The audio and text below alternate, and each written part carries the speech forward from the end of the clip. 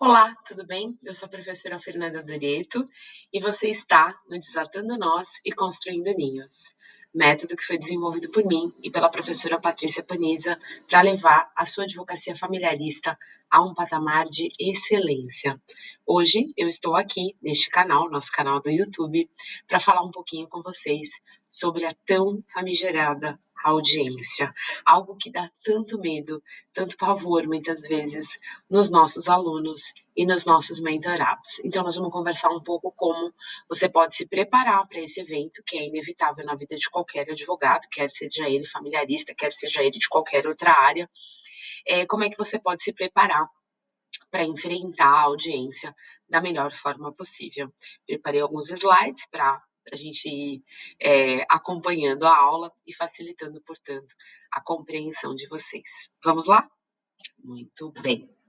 Bom, então, o nosso tema está aí, né? Como superar o medo de fazer audiências na vara da família.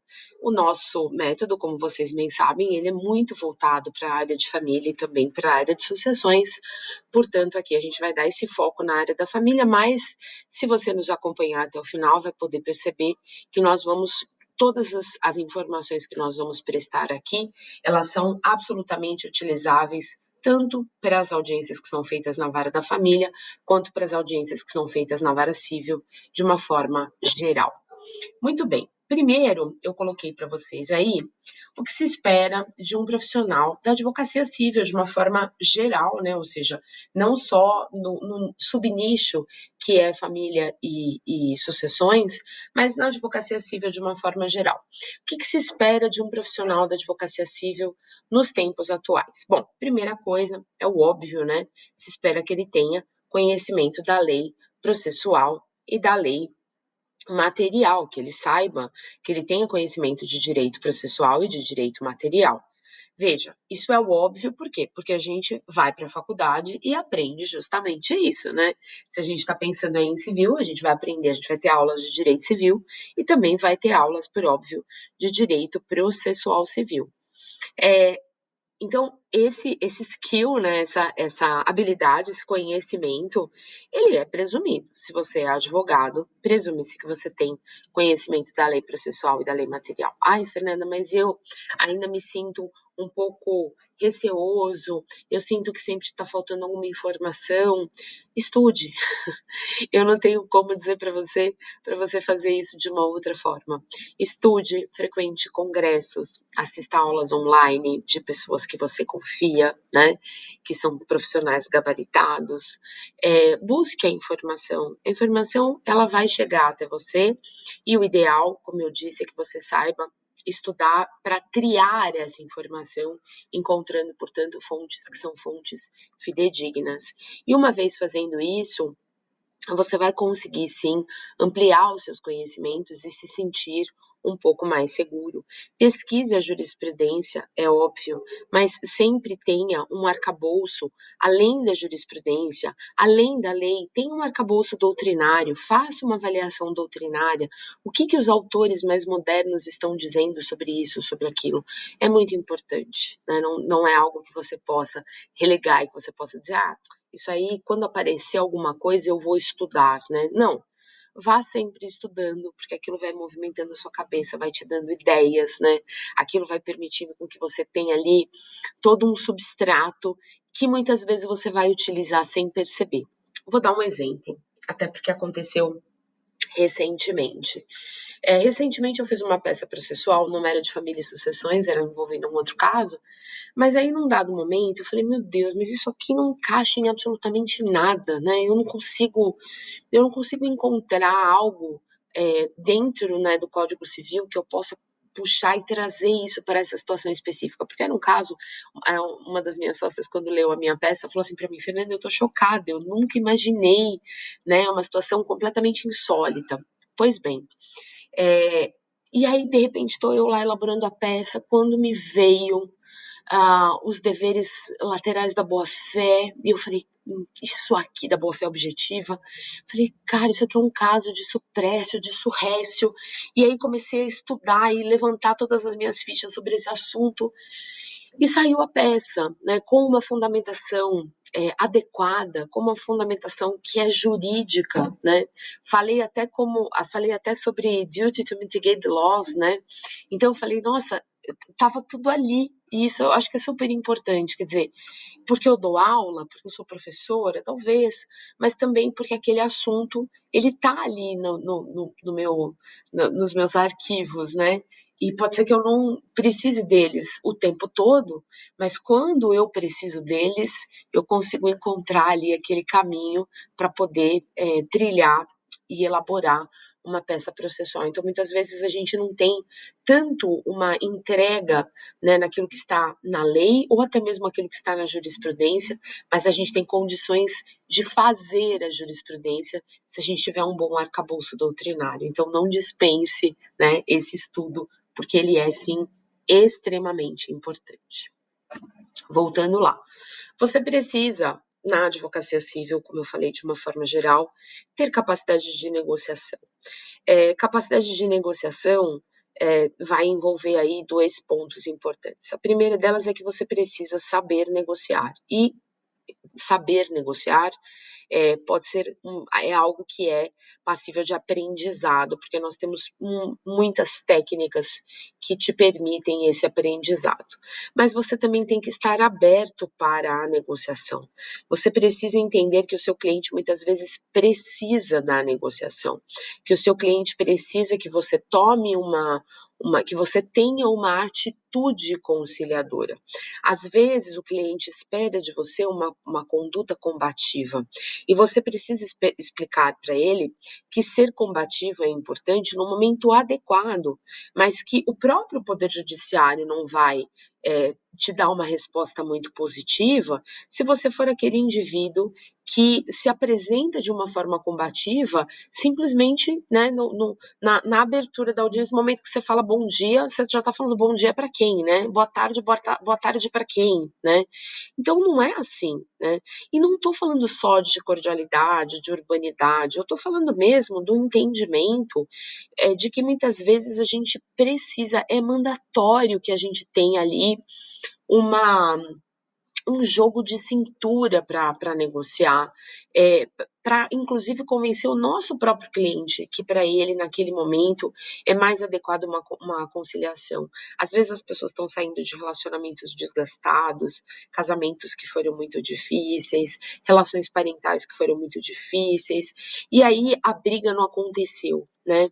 O casal não brigou como deveria, não colocou para fora, não fez lá a discussão da relação, e aí ele acha que ele vai contratar você e você, como advogado, vai ser a pessoa que fará isso por ele. E aí você precisa deixar bem claro que o Poder Judiciário, ainda que seja, né, é uma escolha da parte, ou seja, a parte já fez a propositura da demanda e você já está indo para uma audiência, por exemplo, não pode ser palco desse tipo de discussão. As questões precisam ser trazidas para um âmbito um pouco mais objetivo, e você precisa ser essa pessoa que tem esse domínio, essa capacidade de negociação. O que, inclusive, nos leva para esse outro ponto que está aqui, né? Que é a postura conciliadora. Como eu disse, você não pode. O cliente está esperando alguém combativo, você tem que ser combativo no momento adequado. No momento, por exemplo, em que a outra parte cometeu uma grosseria, né? O advogado da outra parte não interrompeu, não colocou as pessoas ali nos seus devidos lugares. No momento em que você vê, por exemplo, que o juiz, você fez alguns requerimentos e o juiz não está dando bola para os seus requerimentos, então você vai lançar mão ali da tua capacidade de argumentação, porque o teu cliente precisa entender que você está fazendo tudo ali por ele.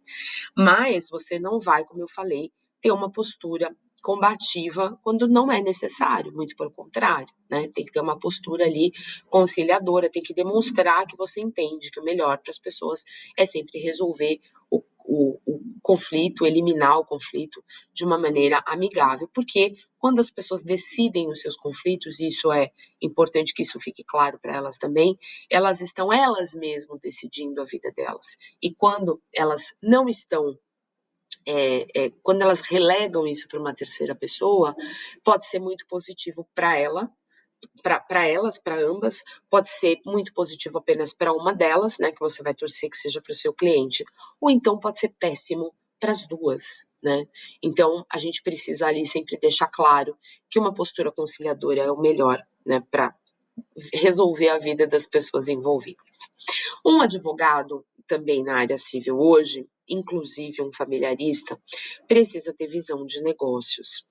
Como assim, Fernanda, visão de negócios? Veja, você tem que ser a pessoa, muitas vezes, que vai explicar para o seu cliente por que é positivo ou negativo fazer este ou aquele negócio. Por exemplo, vamos imaginar que exista aí um imóvel que esteja sendo discutido pelas partes, né, no qual as partes são, portanto, condôminas, 50% para cada um, comprado na constância do casamento. Vamos imaginar que uma das partes tenha lá que não seja o seu cliente, a outra parte.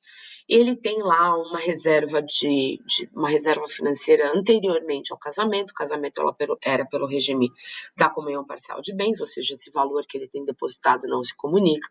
E ele faz uma oferta para compra da metade né, a qual faz jus o seu cliente. Muitas vezes o seu cliente chega para você e diz assim, ai, doutora, mas o imóvel vale, vamos dar um exemplo aqui, o imóvel vale R$1.500.000, ele está me oferecendo 650 mil. Ou seja, ele está partindo do pressuposto que o imóvel vale 1.300.000. Você tem que ter visão de negócio, tem que ter assim, bom, se vocês colocarem um imóvel à venda, por exemplo, vocês vão ter que pagar 6% de comissão de corretagem para fazer a venda para uma terceira pessoa.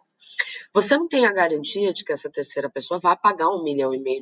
Pode ser que ela faça uma negociação, pague 1.400.000, pode ser que ela pague 1.300.000, pode ser até que ela pague menos. Pode ser que o mercado, aquele lugar, seja um lugar que vai ter uma valorização muito grande, que você acha que aquele negócio não é oportuno naquele momento, mas talvez o negócio seja oportuno no momento posterior. Veja, você não vai decidir pelo seu cliente, mas você precisa ter uma visão de mercado para conseguir dizer para ele, olha, você tem que sopesar todos esses prós e esses contras, né? Uma outra questão também, né? Uma vez que ele está fazendo o pagamento, você pode negociar, por exemplo, o pagamento dos impostos, o pagamento da escritura, né? Tudo isso ele vai comprar a metade, então você vai ter uma transação ali imobiliária.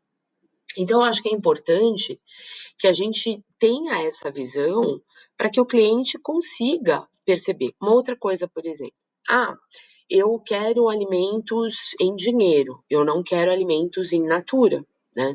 Porque eu tenho certeza que vou ter problemas na escolha da escola posteriormente, né? Aí você tem que explicar. Então, você já pensou que você vai ser o responsável financeiro pela escola?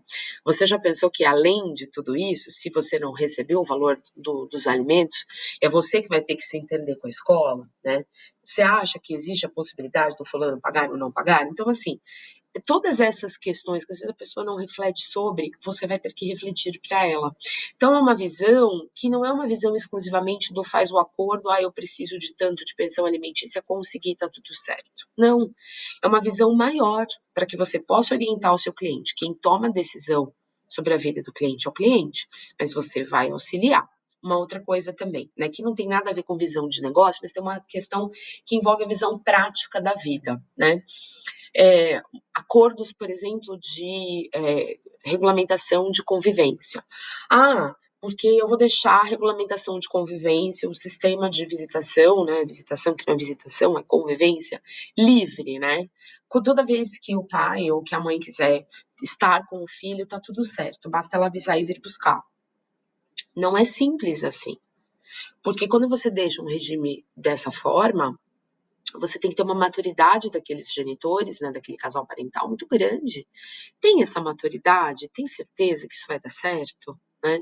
E às vezes é você que tem que fazer essas perguntas difíceis, porque você vai ser a primeira pessoa lembrada caso dê tudo errado. Né? Então, assim, porque o advogado me deixou fazer esse acordo e agora eu estou sofrendo essa consequência. Então, reflita também sobre isso. Existem questões que são importantes sobre as quais você precisa refletir e que você precisa fazer o seu cliente refletir para que ele consiga tomar sempre a melhor decisão. E voltando lá, tem que ter estratégia processual. Quando a gente fala em estratégia processual, a gente está dizendo o seguinte: você tem que saber exatamente o que vai acontecer dali por diante e quais são as posturas que você vai tomar dali por diante. Quando você faz, por exemplo, a propositura de uma demanda e você não consegue um acordo logo de cara, e que o processo vai caminhar a partir dali, você precisa ter estratégia, precisa entender, bom, então agora vamos fazer aqui uma avaliação, quais são os próximos passos, né? Então, por exemplo, se eu fiz uma cautelar, eu vou fazer a propositura do pedido principal, qual que é o pedido principal que eu vou formular? Eu já sei que pedido principal eu quero, porque às vezes a pessoa faz a cautelar e não sabe nem o que vai pedir. Aí, quando o juiz vem e fala, eu vou transformar a sua cautelar em antecipação de tutela, a pessoa nem sabe por que isso está acontecendo. Porque, na verdade, a forma como ela colocou aquilo ali é efetivamente uma antecipação de tutela. Então, você precisa, muitas vezes, fazer essa reflexão e ter essa estratégia. É óbvio que o processo é uma caixinha de surpresas. Hoje, uma pessoa, uma cliente com quem eu conversei hoje, a situação é a seguinte: o ex-companheiro, pai dos filhos, entrou com uma revisional de alimentos. E essa revisional de alimentos, ele já tinha, é a terceira revisional de alimentos que ele faz. Em nenhum momento, nas revisionais anteriores, ele tinha pedido para que ficasse indicado qual que seria o percentual caso ele fosse empregado, porque ele era uma pessoa que tinha um negócio próprio. E agora ele arrumou um emprego. Então ele entra com a ação dizendo, olha, eu agora tenho um emprego e eu quero pagar para os meus filhos o percentual X. Porque eu tenho outros filhos que vieram depois, então eu quero fazer uma distribuição homogênea entre os meus filhos, né? Eu não preciso nem dizer que é assim. Ele quer ficar com 70% daquilo que ele recebe e quer distribuir 30% para os filhos, porque alguém falou para ele que o máximo que ele vai ter de desconto de pensão é 30%, né? Essas maluquices aí. Muito bem. Foi para o Ministério Público, nós fizemos a contestação, por óbvio, e aí foi para o Ministério Público disse o seguinte, olha, não interessa quantos filhos o demandante tem, porque, na verdade, ele fez essa opção, né? Os filhos são dele, ele decidiu ter os filhos, né? Ele se colocou nessa posição de pai, uma vez que ele se relacionou com todas essas mulheres e teve filhos com essas mulheres. Então, como não é justo e não é adequado e não me parece correto que os filhos que agora, né, cuja pensão nem sequer é suficiente para eles, tenham a pensão diminuída mais uma vez, né? Como eu falei, ele está indo para a terceira revisional de alimentos. E aí, a cliente me pergunta assim, doutora, e agora vai acontecer o quê?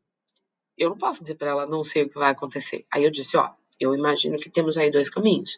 Temos um parecer do Ministério Público dizendo que para que, o que diz o parecer, né? Não sei se eu contei aí, mas o parecer diz assim, que não interessa quantos filhos ele teve e que estes filhos devem ficar com 30% dos rendimentos líquidos dele, ou seja, quanto ele vai pagar para os demais é um problema de outras ações. Nesta ação, o Ministério Público sugere que seja 30%, justamente por conta daquilo que veio anteriormente. E aí, a cliente me perguntou o que eu achava que aconteceu. Eu disse, olha, eu acho que o juiz pode, né, num primeiro momento, pedir para que nós nos manifestemos sobre aquilo que disse o Ministério Público, sobre a cota do Ministério Público, ou então ele pode simplesmente ir direto para a produção probatória, dando despacho saneador, ciente da decisão do MP. Por que eu acho que ele vai pedir para que a gente se manifeste? Porque o MP diz, eu entendo que não tem provas mais a produzir, que não existe a necessidade de produção probatória, que do jeito que está adequado. Né? As provas já foram adequadamente produzidas, tanto aquilo que veio no inicial, quanto aquilo que veio na contestação e depois aquilo que veio na réplica.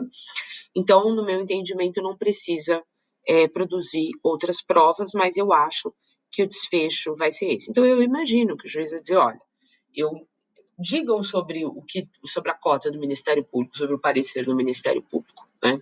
E aí nós vamos dizer, olha, eu quero dar continuidade na produção probatória, ou eu posso, estou tranquila, pode tocar para o julgamento, né? Para o julgamento. Então, o cliente vai te perguntar, o que vai acontecer agora, doutora? E você não pode dizer, não sei, olha, uma caixinha de surpresa. Você vai dizer, ó, existem algumas condutas que são possíveis. E você precisa ter estratégias processuais para essas condutas possíveis, porque quando você tem estratégia, você consegue se organizar e, como eu falei, né, consegue deixar o seu cliente tranquilo nesse sentido. Muito bem. Continuando aqui, eu coloquei, né, que para antes do momento da audiência, então você recebeu lá a convocação para a participação na audiência. primeira coisa, né? Antes de tudo, prepare-se. E vai se preparar como, Fernanda? Então eu coloquei ali, item 1, a roupa importa, sim. Aí você tá se perguntando assim, meu Deus, como que a roupa vai fazer alguma diferença? Eu tenho lá no meu Instagram, se vocês já me acompanharam, eu já fiz parte de um projeto junto com a professora Patrícia Paniza também, né? Minha parceira aqui no Desatando Nós e Construindo Ninhos, mas com o professor Carlos Abrão, em que nós falávamos das venturas e das desventuras da prática da advocacia. E eu tenho um texto lá que eu digo assim, o hábito faz o monge. E quando a gente fala, né, da advocacia, e aí, nesse texto, eu conto uma experiência que eu tive em que eu cheguei numa audiência para defender uma cliente de alimentos, em que eu pedi para que ela não fosse, né, parecendo, né, saída do Sex and the City, né, ou seja, como parecendo assim uma nova-iorquina, né, chiquérrima, e ela foi, né, inclusive de coque banana, e para quem não sabe o que é um coque banana, é aquele coque todo elaborado, coque feito no cabeleireiro, não é aquele coquinho que a gente faz sem vergonha antes de sair de casa, porque o cabelo não tá muito bom naquele dia, né, não. Então ela foi a um cabeleireiro, ela fez um coque, ela chegou lá toda arrumadíssima, de bolsa importada, chiquérrima. E as pessoas imaginaram que ela era advogada e não é. E eu me lembro muito disso. Né? Uma outra coisa também que eu trago muito da minha experiência, né? Por exemplo, eu detesto os assaltos. Eu acho que, assim, eu tenho uma sócia que adora os assaltos, né? Vive de salto. Mas eu não sou uma mulher que adora usar salto, que você fala, nossa, eu não consigo me imaginar num look sem salto. Não. Mas eu uso salto em audiência do mesmo jeito que eu imagino que os homens usam ternos. Por quê? Porque eu preciso entregar para o meu cliente a melhor versão de mim. Ele precisa olhar para mim e falar assim, pô, a minha advogada tá aí. A minha advogada veio, né? É até uma questão de comparação. É muito comum quando o advogado da outra parte vem de uma forma muito desleixada, né, não está devidamente arrumado, e você está super arrumado, você está, né, com aquela tua, alguns usam até a expressão armadura, né, quando você tá com a tua roupa, né, eu brinco com a minha fantasia de advogada, né, às vezes eu saio daqui de manhã, minha pessoa que trabalha aqui na minha casa fala assim pra mim, hoje você vai pro fórum, né, porque você tá hoje, eu falo, tô fantasiada de advogada, ou seja, a pessoa sabe o que eu vou fazer, justamente porque quando ela olha pra mim, ela consegue enxergar aquilo. Parece uma futilidade, gente, mas não é. Não raro o cliente olha e fala assim: nossa, você viu o advogado dele? Você viu a advogada dele ou a advogada dela? E aí você fala, mas às vezes, né, a gente não pode julgar o livro pela capa. Eu entendo tudo isso, mas para o seu cliente importa sim. E se a gente não tratar isso de uma forma fútil, ou seja, se a gente entender que existe aí uma importância nessa imagem, porque você forma um conceito sobre a outra pessoa, no primeiro momento, naqueles 3 segundos em que você olha para ela e fala, essa pessoa faz o quê? Quem é o advogado aí na história, né?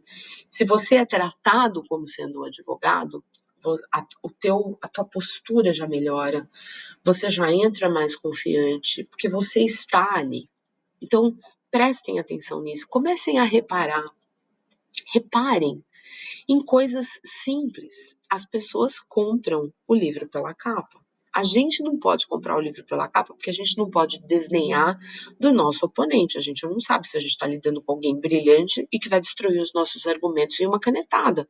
Mas a gente também precisa entender que quando a pessoa olha para você, ela precisa entender o que você está fazendo ali naquele momento. Então, preocupe-se com isso.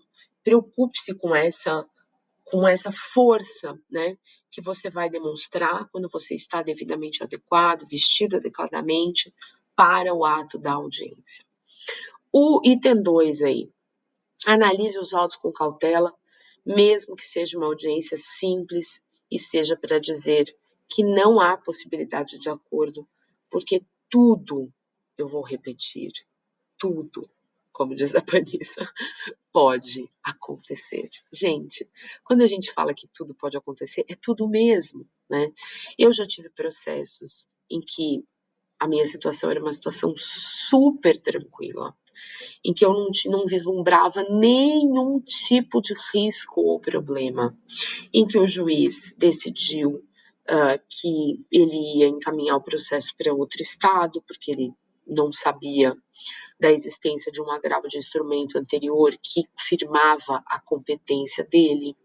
E aí eu tive que dizer, olha, excelência, há nos autos uma decisão assim, assado, frito e cozido. Então, se você não lê os autos, você não sabe o que fazer naquele momento. Então, tem gente que às vezes é contratado apenas para fazer a audiência. E sabe, foi contratado para fazer audiência, chegou lá e disse, não tem acordo. Quer dizer, foi contratado para fazer audiência, mas não tá, tem que se preocupar com o cliente, tem que se preocupar com aquela pessoa ali, porque você está discutindo a vida dela, né? Então, assim, foi contratada, minha contratação é para esse ato só. Você vai conversar com quem te contratou, que muito provavelmente pode até ser um outro escritório, e vai questionar, olha, até onde eu posso ir, quer que eu faça acordo, quer que eu não faça acordo, né? Não quero que faça acordo, mas por que não quer que faça acordo, né? Às vezes as razões, elas são razões que eu não vou nem sequer mencionar, porque assim, são absolutamente antiéticas, porque você não está preocupado com a vida do outro, você está preocupado exclusivamente em, eu preciso contestar, porque eu preciso receber aqui, né? Não é mais fácil cobrar pelo acompanhamento em audiência, efetivamente resolvendo a vida da pessoa, ao invés de exigir dela um valor para fazer uma contestação dali a 15 dias, para depois pedir para realizar uma outra audiência de tentativa de conciliação. Então, eu acho que tem questões aí que a gente precisa refletir, sobre as quais a gente precisa refletir muito, e muitas vezes até mesmo não compactuar, né? Então, vá para a audiência sabendo tudo o que tem no processo.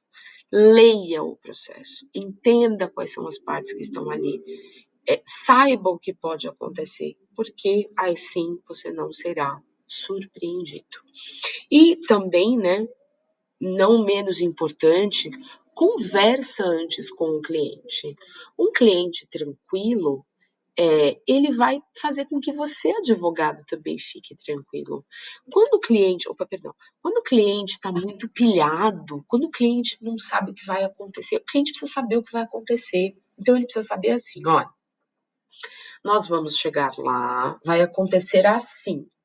O juiz vai chamar todo mundo, ou então o conciliador vai chamar todo mundo. Nós vamos nos sentar numa mesa redonda, nós vamos nos sentar de uma outra forma. O juiz vai perguntar para o autor, ou o conciliador vai começar conversando com o autor, ele vai fazer essa frase, vai dizer, olha, estamos aqui para isso, vai explicar a respeito dos honorários dele. Não se preocupe, em São Paulo os honorários são tanto, se você tiver em outro estado os honorários são tanto.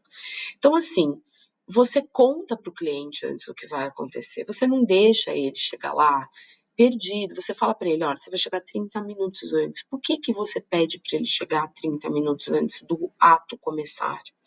Porque ele vai baixando a adrenalina, porque ele já chegou. Imagina chegar nos 45 do segundo tempo, com o juiz, com o oficial já pregoando, você tendo que sair correndo, preocupado se o cliente veio, se o cliente não veio. Então, assim, chega meia hora antes, senta, toma uma água, né?